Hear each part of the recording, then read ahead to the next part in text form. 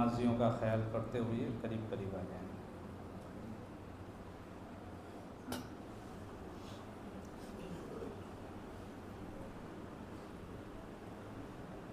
الحمد للہ وحدہ والصلاة والسلام علی من لا نبی بعدہ وعلى آلہ واصحابہ وازواجہ واتباعہ وبارک وسلم تسلیما کثیرا۔ اما بعد فاعوذ باللہ من الشیطان الرجیم، بسم اللہ الرحمن الرحیم۔ ان اللہ وملائکتہ یصلون علی النبی یا ایہا الذین آمنوا صلوا علیہ وسلموا تسلیما۔ صدقت یا رب العالمین۔ وقال النبی صلی اللہ تعالی علیہ وسلم من تواضع للہ رفعہ اللہ، وصدق رسولہ النبی الحبیب الکریم۔ درود شریف پڑھ۔ اللہم صلی علی سیدنا و نبینا و مولانا محمد وعلى آل سيدنا ونبينا ومولانا محمد كما تحب وترضى عدد ما تحب وترضى يا كريم۔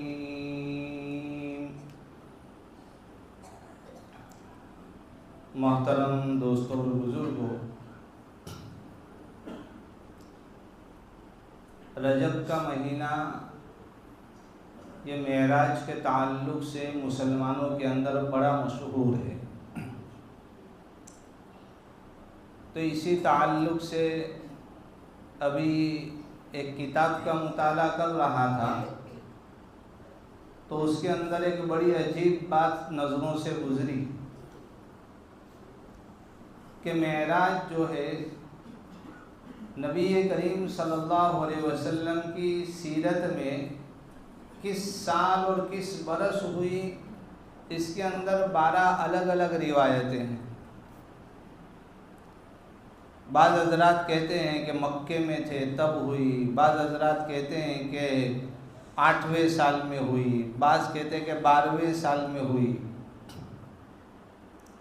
پھر مزید گہرائی میں گیا تو یہ بات ملی کہ کس مہینے میں ہوئی، اس میں بھی 8 الگ الگ روایتیں ہیں، اور پھر کس دن ہوئی، اس کے اندر 3 قول پائے جاتے ہیں۔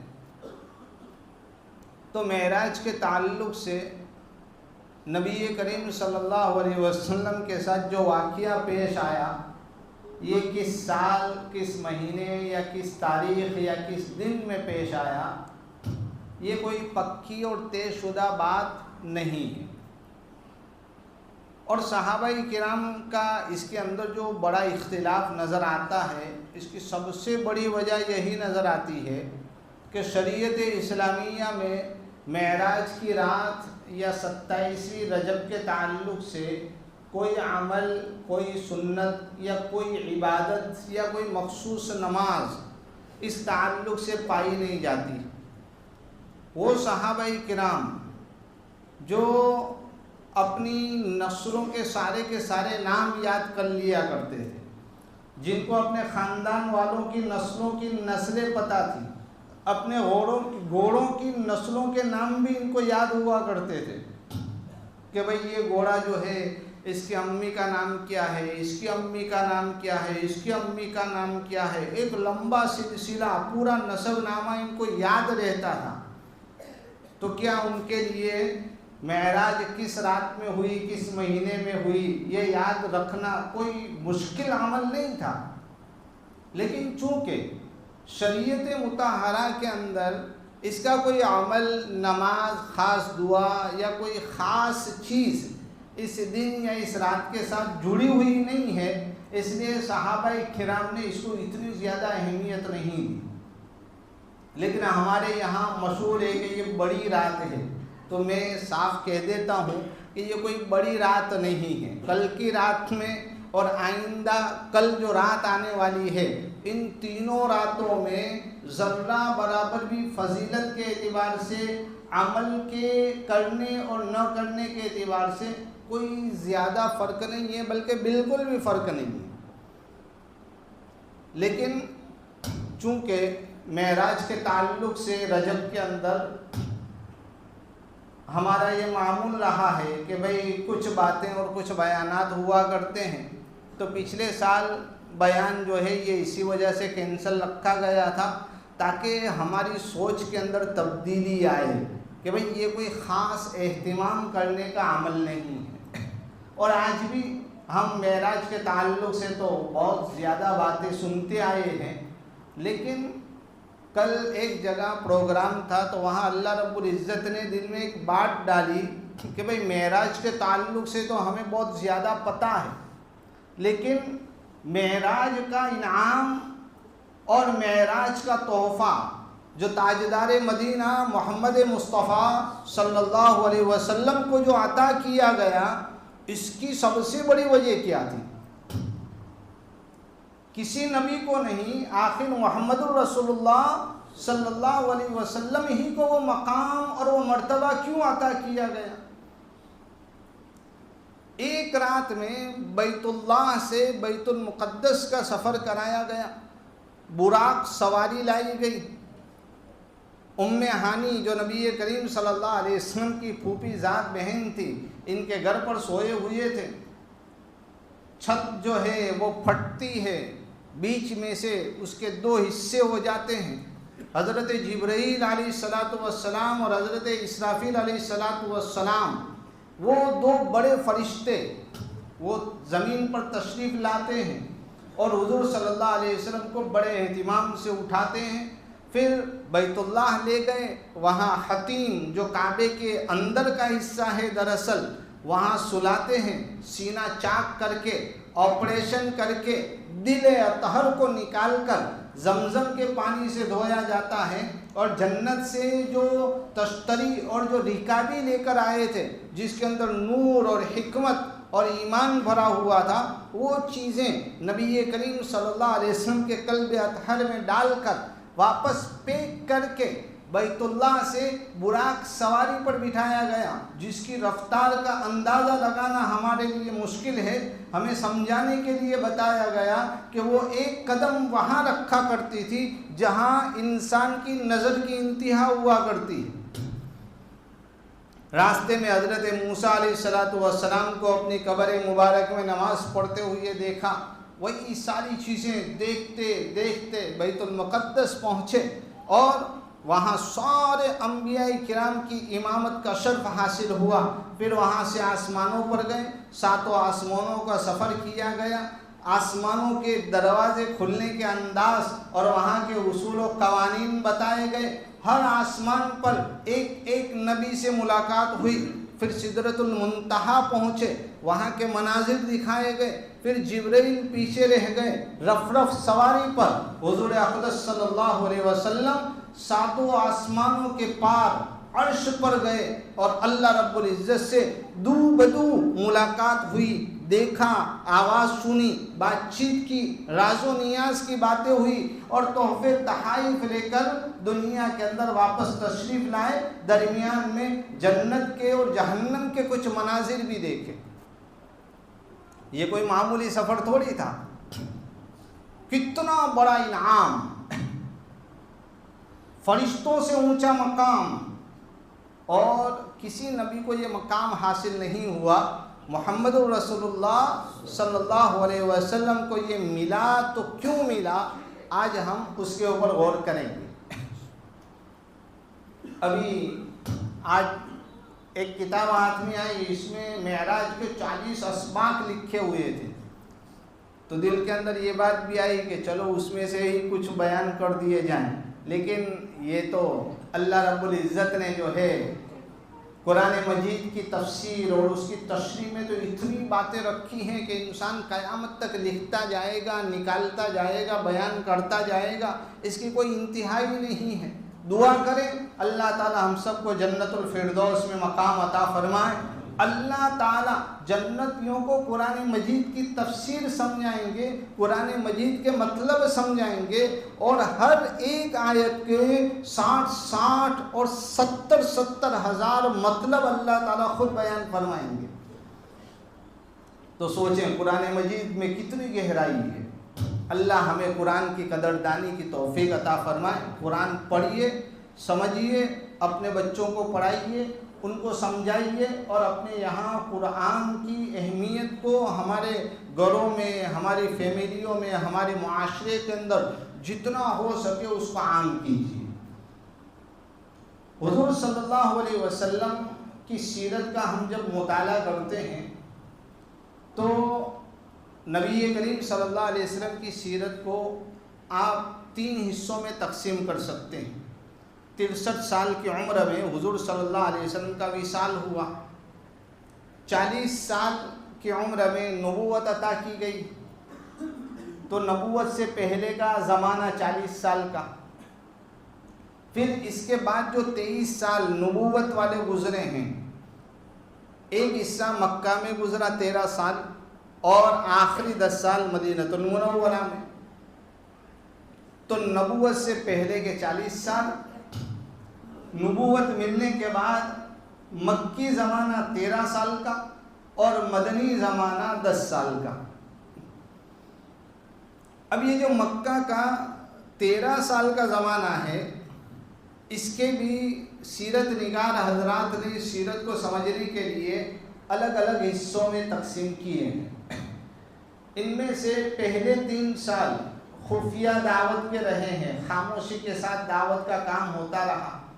3 سال کے بعد نبی کریم صلی اللہ علیہ وسلم کو ذمہ داری سونپی گئی کہ دعوت کو عام کیا جائے۔ اب یہی وہ زمانہ ہے جب حضور صلی اللہ علیہ وسلم کی نبوت کو 3 سال گزر چکے تھے، اور آپ صلی اللہ علیہ وسلم کے اوپر جو پریشانیاں صحابہ پر اور حضور صلی اللہ علیہ وسلم پر جو بڑی ہیں، ان کا یہی وہ سال ہے۔ تو چوتھے اور 5ویں سال کے اندر مصیبتوں کے پہاڑ توڑے گئے۔ 5ویں سال میں حضرت عمر ایمان لے آئے، حضرت حمزہ رضی اللہ تعالیٰ عنہ ایمان لے آئے۔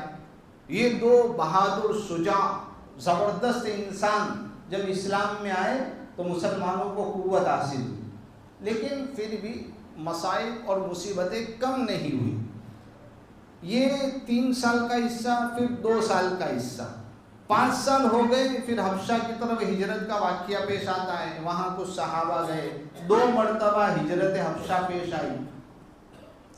پھر اس کے بعد 3 سال ایسا زمانہ آتا ہے جہاں نبی کریم صلی اللہ علیہ وسلم اور پورے خاندان کو شیعب ابی طالب میں 3 سال تک بائیکاٹ کر کے قید کر دیا جاتا ہے۔ اس کے بعد 10ویں سال نبوت کا جب 10واں سال آتا ہے تو 2 بڑے حادثے نبی کریم صلی اللہ علیہ وسلم کی زندگی میں پیش آتے ہیں۔ چچا ابو طالب کا انتقال ہو گیا، یتیمی کے عالم میں پیدا ہوئے۔ جب تھوڑے بڑے ہوئے، امی جان بی بی آمینہ چل بسی، اور چند سال دادا عبد المطلب نے پالا۔ 8 سال کی عمر ہوئی اور دادا عبد المطلب بھی دنیا سے رخصت ہو گئے۔ پھر چچا ابو طالب جو ہیں پوری زندگی نبی کریم صلی اللہ علیہ وسلم کا دفاع کرتے رہے، آپ صلی اللہ علیہ وسلم کو بچاتے رہے۔ 50 سال کی عمر میں نبوت کے 10ویں سال چچا ابو طالب بھی دنیا سے چل بسے، اور حضرت خدیجہ الکبریٰ رضی اللہ تعالیٰ عنہا نیک وفا شعار بیوی ہماری ماں دنیا سے وہ بھی رخصت ہو گئی۔ نبی کریم صلی اللہ علیہ وسلم کے دل کے اوپر ایک مغمومانہ کیفیت رہا کرتی تھی، غم کی کیفیت رہا کرتی تھی کہ مکے والے ایمان نہیں لا رہے ہیں، لعلک باخع نفسک علی آثارہم، یہ لوگ ایمان نہیں لائیں گے تو کیا آپ اپنے آپ کو مار ڈالیں گے، آپ اپنے آپ کو ہلاک کر ڈالیں گے، اتنے بے چین رہا کرتے تھے۔ اور یہاں یہ جو حادثات پیش آئے تو غم اور بے چینی اور بڑھ گئی۔ چچا ابو طالب کے تعلق سے تو یہ کہ بہت بڑا سپورٹ ہٹ گیا، اور دوسرا یہ کہ وہ ایمان کے بغیر دنیا سے گئے۔ یہ ساری چیزیں جو 10ویں سال کے اندر پیش آئی تو اس سال کا نام رکھا گیا عام الحزن، یعنی غم کا سال۔ اب یہ وہ حالات تھے کہ یہاں مصیبتیں اور بڑھ گئیں۔ ابو لہب اب قریش کا سردار بن گیا۔ اب آپ سمجھیں کہ پوری برادری اور پوری قوم اور شہر کے سارے لوگ مخالف ہوں، اور اس میں جس خاندان سے تعلق رکھتے ہوں، جس جماعت سے تعلق ہو، اس کا پٹیل اور پوری پینل یہ ہماری دشمن بن جائے، سرکاری کھاتے ہمارے خلاف ہو جائیں، اور ہر جگہ انسان جو ہے مخالفت کا سامنا کر رہا ہو، ایسی سچویشن کے اندر انسان کی کیا کیفیت ہوتی ہوگی۔ اب حضور صلی اللہ علیہ وسلم نے سوچا کہ چلو مکہ میں نہیں تو کسی اور جگہ جاتے ہیں، وہاں اللہ کے دین کی محنت کرتے ہیں، شاید وہاں ایمان لانے والے پیدا ہو جائیں، توحید کے پروانے مل جائیں۔ نظر گئی طائف کی طرف۔ حضور صلی اللہ علیہ وسلم کی زندگی کا وہ سفر جس کے بعد حضور صلی اللہ علیہ وسلم کے تعلق سے کہا جاتا ہے کہ بھائی سفر طائف کا مظلوم مسافر، جہاں ظلم و ستم کے پہاڑ توڑے گئے، لیکن بڑی امیدوں کے ساتھ گئے تھے، کیونکہ وہ ماموں کا علاقہ سمجھا جاتا تھا کہ نبی کریم صلی اللہ علیہ وسلم کے ماموں سب وہاں رہا کرتے تھے، دودھ بھی وہیں پیا تھا، دائی حلیمہ کا بھی وہی مقام تھا، مکے والے ان کے وہاں کئی باغات تھے، پورے خاندان کے خاندان وہاں بسے ہوئے تھے۔ حضور صلی اللہ علیہ وسلم نے سوچا کہ طائف کے اندر اگر لوگ ایمان لانے والے پیدا ہو گئے تو انشاءاللہ دعوت کے کام کو ایک رفتار مل جائے گی۔ آپ صلی اللہ علیہ وسلم مکہ المکرمہ سے نکلتے ہیں۔ ہم نے اب تک جب بھی طائف کے واقعے کا ذکر سنا ہے تو ہمارے ذہن میں ایسا ہوگا کہ حضور صلی اللہ علیہ وسلم صبح میں نکلے، طائف کا سفر کیا، سرداروں سے ملے، وہاں ظلم و ستم کے پہاڑ توڑے گئے، اور رات کو حضور صلی اللہ علیہ وسلم مکہ آ گئے۔ لیکن آج بھی اگر ہم طائف کا سفر کریں تو ہمیں پتہ چلتا ہے کہ آج جب اتنے حالات وہاں تنگ ہیں سفر کے، راستے کے، اس زمانے کے اندر کیا ہوا ہوگا۔ 120 کلومیٹر ہے مکہ سے طائف، اور زمینی سفر کے بعد ایک جگہ ایسی آتی ہے کہ وہاں سے 12,500 فٹ اونچا جو پہاڑ ہے وہاں یہ طائف بسا ہوا ہے۔ تو 12,500 فٹ، آج تو لوگ کرین سے جاتے ہیں، وہ تار والی کاریں بنی ہوئی ہوتی ہیں کہ اس کے اندر انسان جاتا ہے، اور وہاں سے جب انسان اوپر جاتا ہے تو دائیں بائیں پہاڑی راستوں کے اندر پتھروں کے راستے بنے ہوئے ہیں۔ اسے دیکھنے سے پتہ چلتا ہے کہ یہ جو راستے بنے ہوئے ہیں اس زمانے میں تو یہ راستے بھی نہیں تھے۔ نبی کریم صلی اللہ علیہ وسلم کا طائف کا جو سفر ہے پورے 1 مہینے کا سفر ہے، 1 مہینے کا لمبا سفر، اور اس میں 10 دن تک حضور صلی اللہ علیہ وسلم طائف کے شہر کے اندر دعوت کا کام کرتے رہے، وہاں رک کر لوگوں کو دعوت دی۔ مکہ سے چلے ہیں، اپنے ساتھ حضرت زید ابن حارثہ رضی اللہ تعالیٰ عنہ کو لیا، یہ آپ صلی اللہ علیہ وسلم کے آزاد کردہ غلام ہیں، بس ایک سفر کا ساتھی، خاموشی کے ساتھ وہاں سے روانہ ہوئی۔ پیدل اونٹ پر سوار سفر ہوا، پھر وہاں سے اوپر پہاڑی پر گئے، وہاں پہنچے، سب سے پہلے بستی کے اندر لوگوں سے بات چیت کی، پھر سوچا کہ چلو یہاں کے جو 3 سردار ہیں جو پٹیل ہیں اگر ان کو دعوت دے دی جائے اور یہ سمجھ جاتے ہیں تو باقی راستہ آسان ہو جائے گا۔ تو وہاں قبیلے بنو ثقیف کے 3 سردار تھے، ایک کا نام تھا عبد یالی، دوسرے کا نام تھا مسعود اور تیسرے کا نام تھا حبیب۔ یہ تینوں بھائی تھے لیکن سردار تھے۔ حضور صلی اللہ علیہ وسلم نے ان سے ٹائم لیا، اپوائنٹمنٹ لیا، پھر ان سے ملنے کے لیے گئے۔ آپ صلی اللہ علیہ وسلم نے ان کے سامنے اپنی دعوت پیش کی۔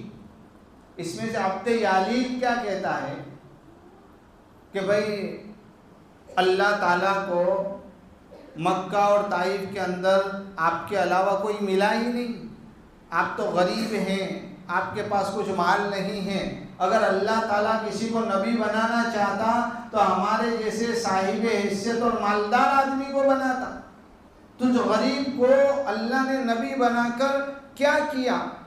میں نہیں مانتا ہوں کہ تو اللہ کا نبی ہے، نعوذ باللہ۔ دوسرا جو مسعود تھا، اس نے کہا کہ بھئی کعبے کے پردے کو چاک کرنے کے لیے اللہ تعالیٰ کو آپ کے علاوہ کوئی ملا ہی نہیں۔ اور تیسرا جو تھا، اس نے تو بہت اڑیل جواب دیا، اس نے کہا کہ بھئی میں تو آپ سے بات ہی نہیں کرنا چاہتا ہوں، اگر آپ صحیح معنی میں اللہ کے نبی ہیں تو آپ سے بات کرنا یہ ادب کے خلاف ہے، اور اگر آپ نبی نہیں ہیں تو آپ اس لائق ہی نہیں ہیں کہ آپ سے بات کی جائے۔ یہ تاریخ کی کتابوں میں جو الفاظ ہیں وہ میں آپ کو سنا رہا ہوں، آپ ذرا سنیں کہ نبی کریم صلی اللہ علیہ وسلم اتنا لمبا سفر کر کے آئے ہیں، قریش خاندان کے سرداروں کے وہ گھرانے سے ہیں، اور اتنا لمبا سفر کر کے 50 سال کی عمر کے نبی کریم صلی اللہ علیہ وسلم جب سفر کیا تھا تو 50 سال 6 مہینے کی عمر تھی نبی کریم صلی اللہ علیہ وسلم۔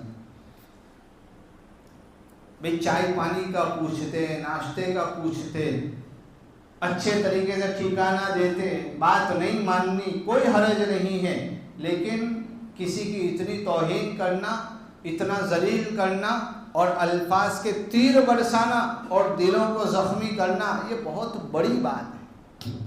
رمضان المبارک میں مدرسے کے سفراء حضرات چندے کے لیے آیا کرتے ہیں۔ الحمدللہ ہمارے یہاں تو بڑا طبقہ ایسا ہے جو ان کو عزت دیتا ہے، ان کے ساتھ احترام کا معاملہ کرتا ہے، لیکن کچھ لوگوں کا رویہ بڑا عجیب ہوتا ہے۔ ہم سے یہ سفراء حضرات ملاقات کرتے ہیں، کہتے ہیں کہ 3 4 مرتبہ 5 مرتبہ دھکے کھلاتے ہیں 50-100 روپیوں کے لیے۔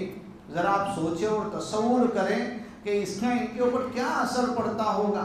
دینے کے باوجود بھی اگر ہم اتنے بڑے گناہ کا سبب بنتے ہوں تو یہ ہماری زکوٰۃ ہمارے منہ پر مار دی جائے گی۔ اللہ تعالیٰ رحم فرمائے۔ میرے دوستوں، ان لوگوں کا احترام کریں، ان کے ساتھ عزت سے پیش آئیں۔ اگر آپ نہیں دے سکتے ہیں تو کم سے کم ان کے سلام کا جواب دیں اور ان سے کہیں کہ اگر میرے پاس ہوتا تو میں ضرور دیتا، لیکن میرے یہاں گنجائش نہیں ہے۔ بھئی ابھی پرانے جو ہمارے ہیں انہی کو دینے میں زکوٰۃ پوری ہو جاتی ہے، اگر گنجائش ہوتی تو ضرور میں آپ کو دیتا۔ پھر بھی وہ آپ کے سامنے بات رکھیں گے، آپ سنیں، آپ ان سے کہیں کہ بہت اچھی بات ہے، آپ کا بہت اچھا مدرسہ ہے، بڑے ضرورت مند علاقے کے سے آپ آئے ہیں اور بڑی اچھی خدمت انجام دیتے ہیں، آپ میرے ساتھ جتنی بھی بات چیت کریں گے، میرے پاس گنجائش نہیں ہے، گنجائش ہوتی تو آپ کو اتنی بات کرنے کی بھی ضرورت پیش نہ آتی۔ نہ کہنے کا بھی ایک انداز ہوا کرتا ہے کہ سامنے والا جو ہے خوش وہاں سے بغیر لیے بھی جائیں تو دل سے دعائیں دے کر جائے گا کہ اللہ یہ اداروں کے تعلق سے، مدارس کے تعلق سے، مہمانان رسول کے تعلق سے اپنے دل کے اندر جگہ رکھتا ہے، یہ اللہ اس نے مجھے عزت دی ہے، تو اسے عزت عطا کر، تو اسے اتنا دے کہ یہ مدارس اور مساجد کی اور غریبوں کی خدمت کر سکے۔ دعائیں لینے والے بنے، الفاظ کے بام ہمارے رویوں کی وجہ سے سامنے والے کے دل کے اوپر جو منفی اور نیگیٹو اثر پڑتا ہے اس سے اپنے آپ کو بچائیں۔ آپ سوچیں کہ نبی کریم صلی اللہ علیہ وسلم جب غزوہ احد میں گئے، اور احد کا غزوہ تو بڑا مشہور ہے، مسلمان بدر جیت چکے تھے، اب اس کے بعد احد کا واقعہ پیش آیا، مسلمانوں کا جذبہ بڑا بلند تھا کہ بھئی وہاں تو ہم 313 تھے اور 1000 کو مات دے دی، اب یہاں ہم تو 1000 کے قریب ہیں۔ مدینے سے باہر گئے، احد کے میدان میں جنگ ہوئی، مسلمان جیتتے گئے، لیکن پھر کچھ واقعات ایسے پیش آ گئے کہ مسلمانوں کو شکست کا سامنا کرنا پڑا۔ 70 صحابہ کرام شہید ہوئے، ان میں نبی کریم صلی اللہ علیہ وسلم کے محبوب چچا اور رضائی بھائی حضرت سیدنا حمزہ رضی اللہ تعالیٰ عنہ بھی شہید ہوئے، اور کس مظلومانہ طریقے سے شہید ہوئے۔ آپ صلی اللہ علیہ وسلم کا دل چھلنی ہو گئے۔ حضور صلی اللہ علیہ وسلم کے بارے میں افواہ پھیل گئی کہ حضور صلی اللہ علیہ وسلم شہید ہو چکے ہیں، شیطان نے یہ افواہ پھیلا دی۔ صحابہ کرام کے حوصلے پست ہو گئے کہ حضور نہیں ہیں تو اب ہم زندہ رہ کر کیا کریں گے، اللہ ہمیں ایسی محبت نصیب فرمائے۔ آپ صلی اللہ علیہ وسلم کو کئی زخم آئے، دندان مبارک، دانت شریف شہید ہو گیا۔ وہ جو لوہے کا خود چہرے کے اوپر جنگی جو آلات پہنے جاتے ہیں، اس کی جو اڑی تھی نبی کریم صلی اللہ علیہ وسلم کے گال کے اندر چبھ گئی، رخسار مبارک کے اندر وہ پھنس گئی تھی۔ صحابہ کرام نے دانتوں سے کھینچ کھینچ کر اس کو نکالا، اور صحابہ کرام کے کئی دانت شہید ہو گئے اس کو نکالنے کے اندر۔ علماء نے لکھا ہے، صحابہ کرام نے بیان کیا ہے کہ نبی کریم صلی اللہ علیہ وسلم کو اللہ تعالیٰ نے حسین و جمیل اور خوبصورت تو بنایا ہی تھا کہ آپ کے جیسا دنیا کے اندر آج تک کسی ماں نے کسی بچے کو جنا ہی نہیں ہے، ویسے خوبصورت، ویسے حسین و جمیل۔ لیکن صحابہ کہتے تھے کہ غزوہ احد کے بعد وہ جو زخم لگا تھا، اور اس زخم کی وجہ سے چہرے انور کے اوپر جو نشان بنا تھا، اس نشان کی وجہ سے حضور صلی اللہ علیہ وسلم کے حسن کے اندر اور زیادہ خوبصورتی آ گئی تھی، اور لگتا تھا کہ یہی ایک کمی تھی جو اللہ تعالیٰ نے اس کو بھی نشان لگا کر پورا کر دیا۔ نبی کریم صلی اللہ علیہ وسلم کو غزوہ احد کی وجہ سے بہت زیادہ پریشانی ہوئی، بہت زیادہ دل کے اوپر غم کی حالت طاری رہی۔ حضرت عائشہ صدیقہ رضی اللہ تعالیٰ عنہا امی جان نبی کریم صلی اللہ علیہ وسلم سے پوچھتی ہیں کہ کیا احد کے علاوہ بھی کوئی ایسا غم کا دن آپ کے سامنے آیا کہ جس میں احد سے زیادہ آپ کو تکلیف پہنچی ہو؟ نبی کریم صلی اللہ علیہ وسلم نے کہا کہ طائف کے سفر میں ان سرداروں نے میرے ساتھ جو رویہ رکھا، اور طائف کے سفر میں میرے اوپر جو مصیبت اور جو پریشانی آئی، اور جس نے میرے دل کو جو زخم دیا تھا، احد کا زخم اس کے سامنے کچھ نہیں۔ یہ اصل جو چیز ہے یہ سمجھنے کی یہ ہے کہ جو زبان کی وجہ سے، رویوں کی وجہ سے، کسی کی عزت اچھالنے کی وجہ سے جو غم، جو تکلیف، جو پریشانی ہوتی ہے، وہ بیان سے بہت زیادہ بڑی چیز ہے کہ جس کو انسان بیان نہیں کر سکتا۔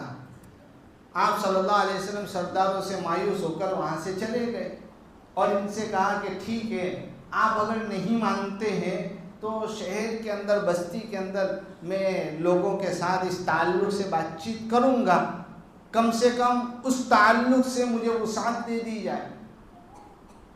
آپ صلی اللہ علیہ وسلم وہاں سے نکلے، لیکن ان 3 سرداروں نے ڈاکوؤں، گنڈوں اور شہر کے بدماش لونڈوں کو نبی کریم صلی اللہ علیہ وسلم کے پیچھے لگا دیا، اور کہا کہ ان کو چین سے بیٹھنے نہیں دینا ہے، یہ بستی کے اندر ٹھہرنے نہ پائیں، ان کو اپنی بستی سے نکالو۔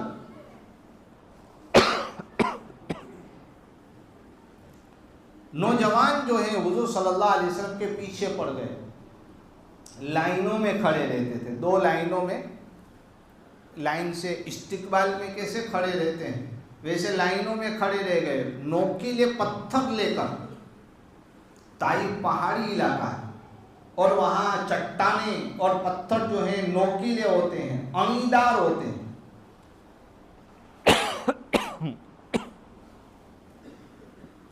درست شریف پر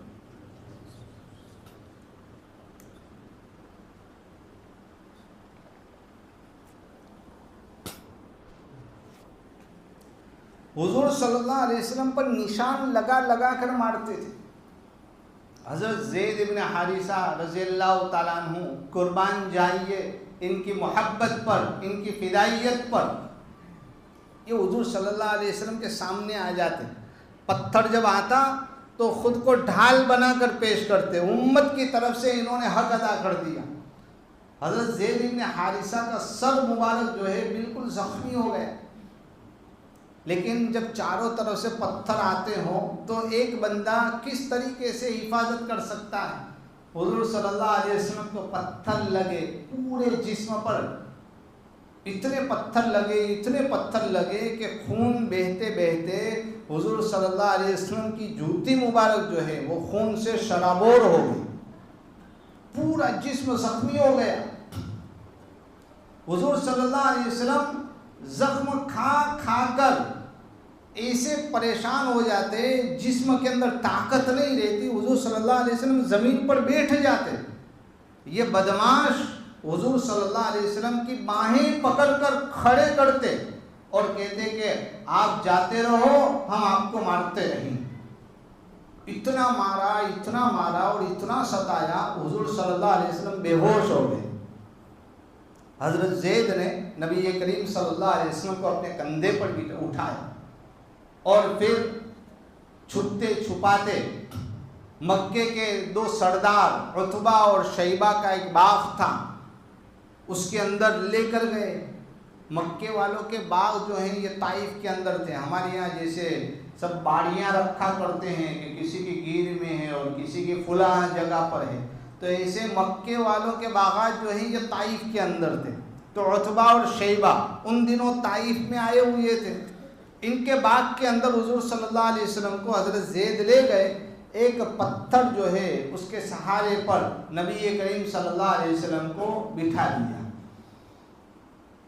عتبہ اور شیبہ اپنے باغ میں تھے. ان کو پتہ چلا کہ بھئی محمد بن عبداللہ جو ہیں یہ ہمارے باغ میں آئے ہوئے ہیں، زخمی ہیں. اگرچہ کافر تھے، مشرک تھے، لیکن دل تو سب کے پاس ہوا کرتا ہے، اور پھر ایک ہی خاندان سے تھے. خود تو ملنے نہیں گئے، لیکن اپنے غلام عداس نامی جو غلام تھا اسے کہا کہ ایک تشتری میں، ایک تھال میں انگوروں کی ایک پوری لوم لے کر جاؤ، ایک پورا خوشہ لے کر جاؤ اور ان کو کھلاؤ اور ان کے سامنے پیش کرو. پانی اور انگور کے ساتھ عتبہ اور شیبہ نے مہمان نوازی کا حق ادا کیا. عداس نبی کریم صلی اللہ علیہ وسلم کے پاس گئے، آپ صلی اللہ علیہ وسلم کو پانی دیا، انگور کا خوشہ دیا. نبی کریم صلی اللہ علیہ وسلم نے بسم اللہ الرحمن الرحیم کہتے ہوئے جب ایک انگور اپنے منہ میں ڈالا تو عداس جو ہے اس کی آنکھیں کھلی رہ گئی. نبی کریم صلی اللہ علیہ وسلم کو عجیب نگاہوں سے دیکھنے لگا کہ عرب میں یہ بسم اللہ پڑھنے والا کہاں سے آ گیا. حضور صلی اللہ علیہ وسلم نے اس کی طرف دیکھا تو اس نے پوچھا کہ آپ کون ہیں اور آپ جو بسم اللہ پڑھ رہے ہیں یہ آپ کیسے پڑھ رہے ہیں؟ میں نے تو عرب میں کسی کو بسم اللہ پڑھتے ہوئے سنا ہی نہیں ہے. اتنے نے کئی دنوں سے طائف کے اندر ادھر ادھر گھوم کر دعوتی کام کرنے والے محمد الرسول اللہ صلی اللہ علیہ وسلم زخموں سے چھو رہے ہیں، جسم پورا خون سے شرابور ہے، بے ہوشی کے عالم سے ابھی ابھی بیدار ہوئے ہیں، اور جب لقمہ منہ میں لیا تو اللہ کو یاد کیا، بسم اللہ الرحمن الرحیم. اور جب سامنے والے نے کوئی سوال کیا تو سوچا کہ یہ موقع ہاتھ سے نہیں جانے دینے کا، اور وہاں اللہ کی توحید سکھانا شروع کر دیا. کہا کہ بھئی تم کون ہو؟ تم کہتے ہو کہ یہاں نہیں سنا، تو تم کہاں سے آئے ہو؟ کہا کہ میں تو اوپر کی سائڈ سے نینوا سے آیا ہوا ہوں اور عیسائی مذہب کو ماننے والا ہوں. نبی کریم صلی اللہ علیہ وسلم نے کہا کہ وہی نینوا جہاں سے یونس بن متہ ہیں. کہا کہ آپ یونس کو کیسے جانتے ہیں؟ کہا کہ یونس میرا بھائی، وہ بھی نبی، میں بھی نبی، وہ تو میرا بھائی تھا، میں اسے کیسے نہیں جانتا؟ وہی یونس جو مچھلی کے پیٹ میں گیا تھا. عداس جو ہے اس کی آنکھیں کھلی کی کھلی رہ گئی. اور اس نے کہا کہ بھئی آپ کا نام کیا ہے؟ حضور صلی اللہ علیہ وسلم نے کہا کہ محمد، اور میں اللہ کا آخری نبی ہوں۔ عداس نے کہا کہ مجھے کچھ دین کی باتیں بتائیں، میرے سامنے اسلام پیش فرمائیں۔ حضور صلی اللہ علیہ وسلم نے اسلام پیش فرمایا۔ اس نے کہا اشہد ان لا الہ الا اللہ و اشہد انک رسول اللہ، ایمان کے اندر داخل ہو گیا۔ مؤرخین نے لکھا ہے کہ طائف کے سفر کا یہ سب سے بڑی کامیابی تھی کہ عداس جو ہے یہ ایمان لے آیا۔ ہماری دعوت کی بنیاد پر، ہمارے کسی کو کہنے کی بنیاد پر اگر ایک بندہ بھی صحیح راہ پر آ جاتا ہے تو یہ ہمارے لیے نیکی کا بہت بڑا ذریعہ اور بہت بڑا سبب ہے۔ عداس جو ہے اس نے نبی کریم صلی اللہ علیہ وسلم کی پیشانی کو بوسہ دیا، ہاتھ کو بوسہ دیا، پاؤں کو بوسہ دیا، اور کہا کہ میں تو ان لوگوں کا نوکر ہوں، میں تو یہیں رہوں گا، لیکن انشاءاللہ آپ کی طرف سے جو پیغامات ملے ہیں، موقع ملے گا تو میں لوگوں کو بتاتا رہوں گا۔ بدر کے لیے جب عتبہ اور شیبہ مکہ سے جا رہے تھے تو عداس نے ان کو بہت سمجھایا کہ یہ اللہ کے سچے نبی ہیں، ان کے خلاف مت جاؤ، مر جاؤ گے، لیکن یہ دونوں نہیں مانے۔ خیر، نبی کریم صلی اللہ علیہ وسلم جو ہیں وہاں سے فارغ ہو کر آرام کر کے جب طائف سے آگے بڑھے، نیچے اترنے لگے تو قرن المنازل، قرن الثعالب ایک جگہ ہے، ایک منزل ہے، وہاں پہنچے، اور پھر وہاں اللہ رب العزت نے دعائیں کی۔ عجیب و غریب دعا ہے، دل چھلنی کر کے رکھ دیا۔ بڑی لمبی دعا ہے، بہت زیادہ وقت ہو جائے گا۔ یہ دعا جب نبی کریم صلی اللہ علیہ وسلم نے کی، اس کا مفہوم یہ تھا کہ اللہ تو نے مجھے کیسے لوگوں کے حوالے کر دیا ہے، اگر تو میرے ساتھ ہے تو مجھے ان لوگوں کی کوئی پرواہ نہیں ہے۔ عجیب و غریب کہ اللہ میں تیرے سامنے اپنے درد کو بیان کرتا ہوں، اپنی تکلیف کو بیان کرتا ہوں، میرے ساتھ یہ ہوا، میرے ساتھ یہ ہوا۔ اللہ کے نبی ہیں، وہ اللہ کے سامنے باتیں رکھیں گے، ہماری طرح کسی مالدار کے پاس، کسی دنیا دار کے پاس، کسی مخلوق کے سامنے تو اپنا رونا نہیں روئیں گے۔ اللہ تعالیٰ ہمیں بھی اس کی ذات سے مانگنے کی توفیق عطا فرمائے۔ کتنی اچھی بات ہو کہ بندے پر حالات آئیں تو وہ اللہ کے در پر جھک جائیں، اللہ کے سامنے روئے کہ اللہ میری یہ پریشانی ہے، میری یہ ضرورتیں ہیں، مانگ کر دیکھیں، وہاں دل کھول کر دیکھیں، اللہ تعالیٰ کسی کو محروم نہیں فرماتا۔ ہمیں اس سے یہ سبق ملتا ہے کہ جب بھی بندہ جو ہے اللہ رب العزت کی طرف متوجہ ہو کر، زخمی دل جب متوجہ ہوتا ہے تو اللہ تعالیٰ کی طرف سے فوراً ہی اس کی طرف توجہ دی جاتی ہے، لہذا ہمیں اللہ رب العزت کی طرف رجوع کرنا چاہیے۔ تھوڑی دیر کے بعد اوپر سے ایک بادل اترتا ہوا نظر آیا، بادل قریب آتا گیا، حضرت جبرائیل چند فرشتوں کے ساتھ وہاں تشریف لائے، کہا کہ اللہ تعالیٰ نے آپ کی فریاد سن لی، یہ میرے ساتھ پہاڑوں کا پورا ڈپارٹمنٹ ہے فرشتوں کا، آپ اگر اجازت دیں، اللہ تعالیٰ نے کہا ہے کہ آپ کی اجازت ہو تو یہ جو مکہ اور طائف کے بیچ میں جو پہاڑ ہے دونوں کو ملا دیا جائے اور پوری کی پوری بستی کو ہلاک اور ختم کر دیا جائے کہ انہوں نے آپ کے ساتھ ایسا رویہ رکھا۔ قربان جائیے محمد الرسول اللہ صلی اللہ علیہ وسلم پر کہ آپ صلی اللہ علیہ وسلم نے کہا کہ یہ تو مجھے جانتے نہیں ہیں، ان کو کیا پتا کہ محمد کون ہے، اللہ کے نبی کون ہیں۔ امید ہے کہ ان کی نسلوں کے اندر ایمان والے پیدا ہو جائیں اور وہ ایمان کو سربلندی کے لیے، ایمان کی سربلندی کے لیے دین کے کام آ جائیں، لہذا ان سے مجھے کوئی بیر نہیں ہے، میں ان سب کو معاف کرتا ہوں۔ آئندہ چل کر پوری طائف کی بستی ایمان میں داخل ہو گئی، مسلمان ہو گئی، اور بڑے سے بڑے مجاہد آپ دیکھیں جنگ یرموک کے اندر اور روم اور یہ فارس کی جنگ کے اندر بڑے بڑے جو مجاہدین اور جرنیل گزرے ہیں وہ بنو ثقیف کے تھے. ہمارے ہندوستان میں جو بزرگ محمد بن قاسم رحمۃ اللہ علیہ جو تشریف لائے تھے، نوجوان تھے، داڑھی بھی ہلکی ہلکی نکلی ہوئی تھی. انہوں نے جو یہاں لوگوں کے ساتھ رویہ رکھا، لوگوں کے ساتھ رواداری کا، نیک سلوک کیا اور ہندوستان کے اندر سے ظلم و ستم کا خاتمہ اس زمانے کے اندر کیا تھا، یہ قبیلہ بنو ثقیف ہی کی دین تھی اور انہی کی برادری کے اندر سے یہ محمد بن قاسم آئے تھے. غرض نبی کریم صلی اللہ علیہ وسلم نے درگزر کا سبق دیا، وہاں سے آگے بڑھے، پھر جنات ایمان لے آئے، طائف سے ہو کر آئے. تو تھوڑے عرصے کے بعد اللہ تعالیٰ نے جب دیکھا کہ میرے حبیب نے، میرے محمد نے میری خاطر اپنے آپ کو اتنا گرایا، اتنی عاجزی، اتنی انکساری، بندگی کا حق ادا کر دیا، تو اللہ رب العزت نے کہا کہ اب تو میری طرف سے معراج کا سفر تو بنتا ہے.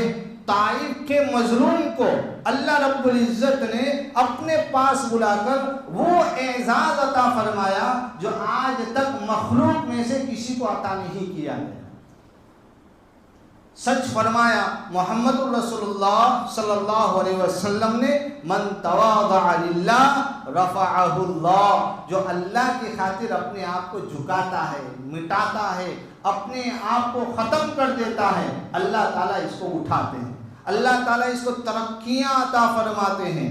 اور جو دنیا کی خاطر اپنے دل کے اندر تکبر پالتا ہے، ایک رائے کے دانے کے برابر بھی تکبر ہوگا، جنت میں اس کو جگہ نہیں ملے گی. مال کا تکبر، حسن کا تکبر، عہدے، پاور اور سیٹ کا اگر غرور آ جاتا ہے تو اللہ تعالیٰ اس کو ترقی عطا نہیں کرتے ہیں، وہ مٹ جایا کرتے ہیں. فرعون آیا، حامان آیا، نمرود آیا، بڑے بڑے آئے، اللہ تعالیٰ نے سب کے نام و نشان کو مٹا دیا. اور یہ محمد الرسول اللہ صلی اللہ علیہ وسلم ہیں، حبیب اللہ ہیں، حضرت ابراہیم خلیل اللہ ہیں.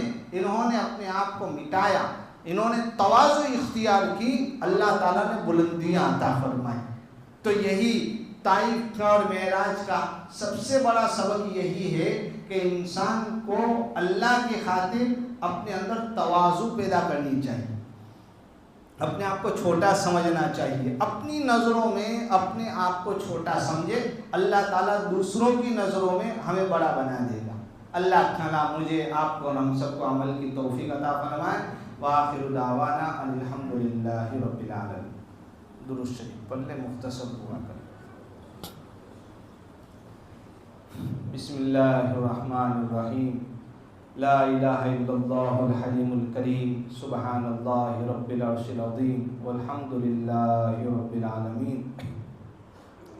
اللہم صلی علی سیدنا و نبینا و مولانا محمد وعلی آل سیدنا و نبینا و مولانا محمد کما تحب و ترضى عدد ما تحب و ترضى یا کریم یا ارحم الراحمین یا اکرم الاکرمین یا مالک الملک یا حنان یا منان یا اللہ یا رحمان یا رحیم یا حی یا قیوم یا ذا الجلال والاکرام. اللہم بارک لنا فی رجب و شعبان وبلغنا رمضان. اللہم انک عفو کریم تحب العفو فاعف عنا یا کریم. اے اللہ تو ہم سب کے سارے گناہوں کو معاف فرما، بڑے گنہگار ہیں، بڑے پاپی ہیں. اے اللہ اپنے فضل و کرم سے تو ہمارے چھوٹے بڑے، اگلے پچھلے، ظاہر پوشیدہ سارے گناہوں کو اپنے فضل و کرم سے معاف فرما. اللہ ہمارے دلوں کو پاک اور صاف فرما، دلوں کی گندگیوں کو دور فرما. اللہ اپنی محبت عطا فرما، اپنے ذکر کے حلاوت نصیب فرما.